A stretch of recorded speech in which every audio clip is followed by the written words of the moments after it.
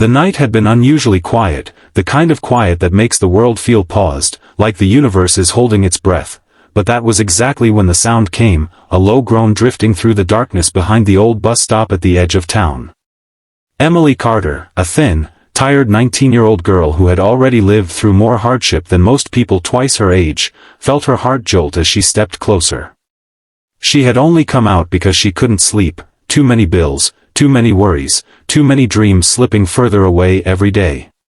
But what she found lying in the cold dirt made her freeze. A man covered in bruises, leather torn, blood streaking down his arm, the unmistakable Hell's Angels patch on his jacket glowing faintly under the dim streetlight.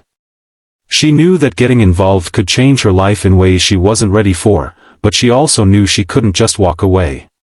She knelt beside him with shaking hands, unaware that this one act of kindness was about to bring 100 roaring motorcycles to her doorstep the very next morning, engines thundering like a promise the world never saw coming.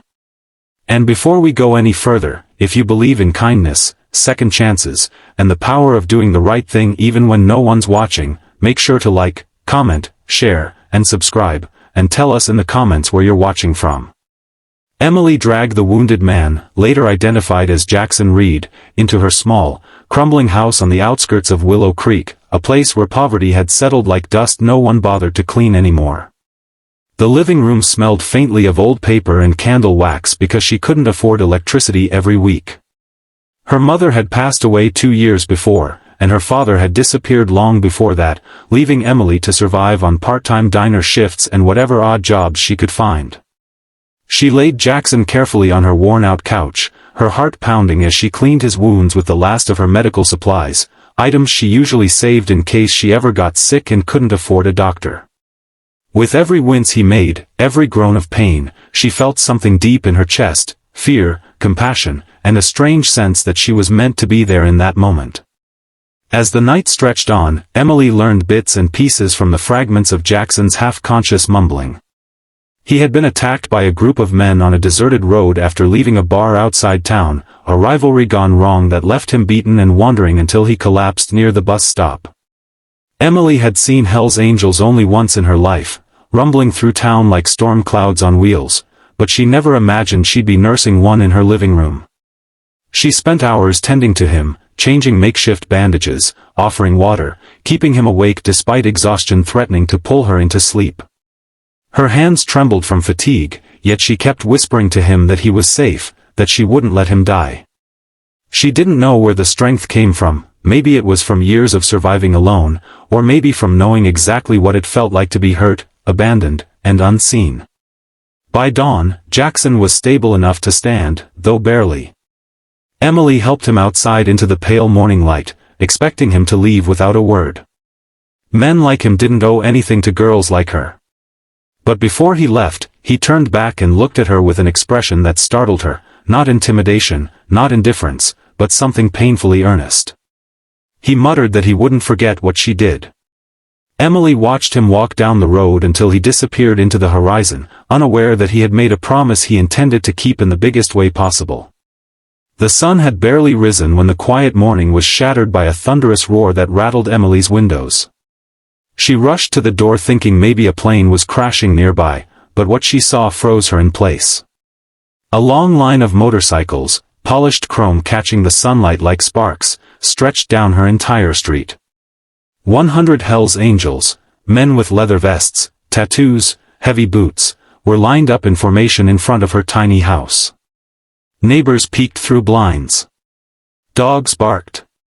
The air felt charged, as if lightning were about to strike.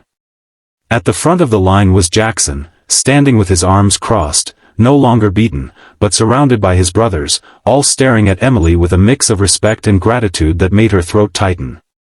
Emily stepped out cautiously, expecting judgment, interrogation, maybe even danger, but what happened instead made her knees weak. Jackson introduced her to the rest of his chapter, explaining how she had taken him in when no one else would, how she had risked everything to save a stranger simply because she cared. These men, feared by many, misunderstood by even more, stood silent and attentive, treating her with a reverence she had never experienced in her life. Some removed their helmets and nodded at her with solemn gratitude, while others quietly placed boxes, bags, and covered trays at her feet. Food, supplies, money, tools to fix her broken roof, gestures of thanks she never expected.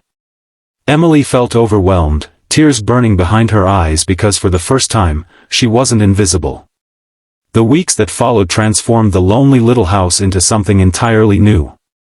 Members of the motorcycle club visited regularly, helping Emily repair everything that had fallen apart through years of neglect.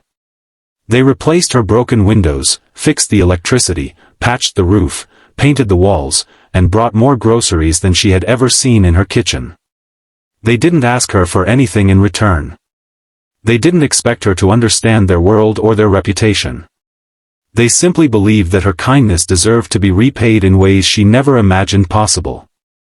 And slowly, Emily learned something she hadn't realized she'd forgotten: the world still held good people, even in the most unexpected forms. Jackson visited more than the others, sitting with her on the porch after long days of repairs, telling her stories about his life, the losses he carried, the choices he regretted.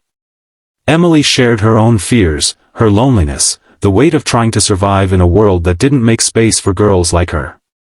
They found comfort in each other, a soft connection forming where neither expected it.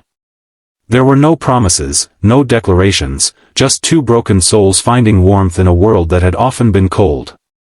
But Emily's life didn't magically become easy. She still worked long shifts, still battled exhaustion, still felt the sting of poverty. Yet everything felt lighter now because she wasn't alone anymore. She had people, unlikely allies, who checked on her, protected her, made sure she was okay. She realized the world didn't just change when people gave you things, it changed when people believed in you, when they showed up, when they stood with you. One evening, after a particularly difficult shift at the diner, Emily returned home to find Jackson waiting on the porch. He had rebuilt her old swing, the one her mother used to sit in when life felt calmer and gentler. Emily sat beside him, letting the evening breeze wash over her, feeling a peace she hadn't felt in years. Jackson told her that he never forgot the night she saved him, that she reminded him there was still softness left in a world that too often tried to harden people. She looked at him and realized that saving him had saved something inside herself too, a piece she thought had died with her childhood. Life didn't turn her into a hero. She didn't become wealthy or famous or extraordinary. She simply chose kindness in a moment when fear could have stopped her. And that single choice changed the course of her life in ways she never imagined, proving that sometimes the most powerful miracles come from the quietest acts.